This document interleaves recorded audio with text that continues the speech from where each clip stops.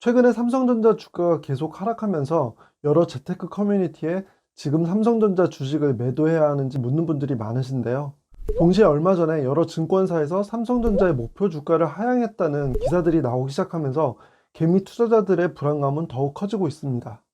그래서 오늘 영상에서는 증권사에서 이렇게 목표 주가를 하향하고 있는 지금 이 시점에서 삼성전자의 주식을 매도하는 것이 맞는 판단인지를 확인하는 시간을 갖도록 하겠습니다.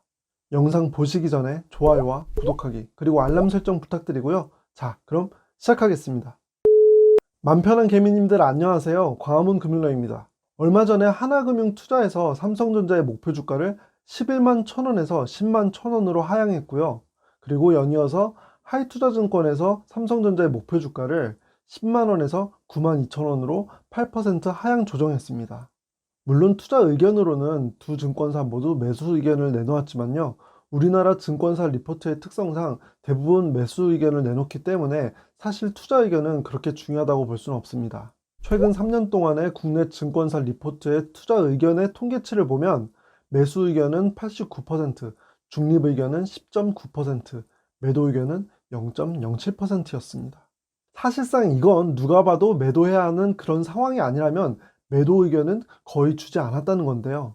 그래서 한편으로는 증권사에서 이렇게 목표 주가를 하향하는 것만으로도 매도 의견과 비슷한 것으로 받아들여져서 개미 투자자들의 심리에 많은 영향을 주게 됩니다. 그래서 우선 지난 1년 동안의 삼성전자 주가와 증권사 목표 주가가 어떻게 움직였는지 확인을 해봤어요. 파란 화살표가 표시된 부분이 목표 주가 하향 기사가 많이 나오던 시기고요. 빨간 화살표는 목표 주가 상향 기사가 많이 나오던 시기였습니다. 작년 초까지만 해도 코로나 위기로 주가가 빠질 때는 대부분의 증권사에서 삼성전자 주가 목표를 하향시켰고요. 이때 관련 기사가 아주 많이 쏟아졌습니다. 그러다가 여러분들도 잘 아시다시피 생각보다 주가는 빠르게 회복을 했고요. 4월, 5월, 6월 계속해서 주가가 우상향하는 방향으로 가면서 7월까지는 저점 대비 35% 정도 주가가 오르게 됩니다. 그리고 8월 이후로 다시 삼성전자의 목표 주가를 높이는 리포트들이 나오기 시작하죠. 작년 연말까지만 해도 반도체 슈퍼사이클을 이야기하면서 10만 전자 간다는 말이 많이 나왔고요. 증권사 리포트 목표가도 11만 1천원 의견이 나오기도 했어요. 그런데 그 후로 불과 5개월밖에 지나지 않은 지금은 또 주가 밸류에이션이 너무 높은 수준이고 여러 위험 요인을 말하면서 목표 주가를 하향시키고 있습니다. 여러분들께서는 지금 이 표를 보고 어떤 느낌이 드셨나요? 저는 주가가 하락하는 추세에서는 목표 주가 하향 리포트가 나오는 경향이 있고요. 주가가 상승하는 추세에서는 목표 주가 상향 리포트가 나오는 경향이 있는 것으로 보이는데요. 제가 오랫동안 투자를 하면서 느낀 건 이건 꼭 삼성전자에 한정된 내용은 아니었다는 거예요. 다른 기업들의 증권사 리포트를 봐도 주가가 오르고 있는 상황에서 목표 주가를 하향하는 케이스는 거의 보지 못했고요. 주가가 하락하고 있는 상황에서 목표 주가를 상향시키는 케이스도 거의 보지 못했습니다. 특히 최근처럼 목표 주가 하향 기사가 일제히 쏟아지는 중에는 더 그렇고요. 그래서 증권사에서 목표 주가를 하향했다는 기사를 보고 매도해야 할지 고민이 되신다면 주가가 오를 때는 목표 주가 상향 리포트가 많이 나오고 주가가 하락하는 중에는 목표 주가 하향 리포트가 많이 나오더라. 이걸 먼저 생각하실 필요가 있어요. 그 다음에 보여드리고 싶은 내용은 지난 10년 동안의 삼성전자 주가 흐름인데요. 2011년 6월에는 삼성전자 주가가 18,040원으로 시작했습니다. 그리고 가장 최근 종가는 81,100원으로 연평균 16%가 넘게 상승하면서 주가는 4배가 넘었죠. 10년 전에도 삼성전자가 우리나라 1등 기업이라는 건 몰랐던 분들 없으시잖아요.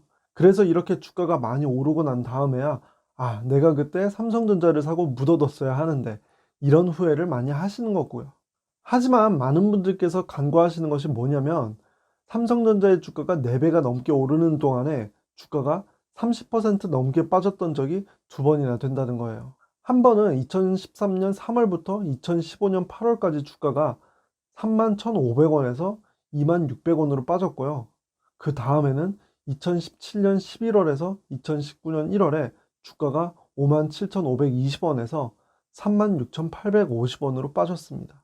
처음 2013년 3월부터 2015년 8월까지 약 2년 반 동안에 서서히 주가가 30% 넘게 빠졌었는데요. 짧은 기간이 아니기 때문에 이 기간에 계속 투자를 하고 계신 분들께서는 계속 보유를 하는 게 쉬운 일이 아니셨을 거예요. 그리고 2017년 11월부터 2019년 1월까지 1년 정도밖에 되지 않는 짧은 기간에 주가가 또 30% 넘게 빠졌어요. 이렇게 되면 정말 큰일이라도 난 건가? 삼성전자가 망하는 건 아니야?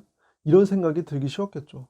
실제로 2019년 1월에는 보시는 것처럼 삼성전자 악재와 관련된 기사들이 정말 엄청 많이 쏟아지던 시기였어요.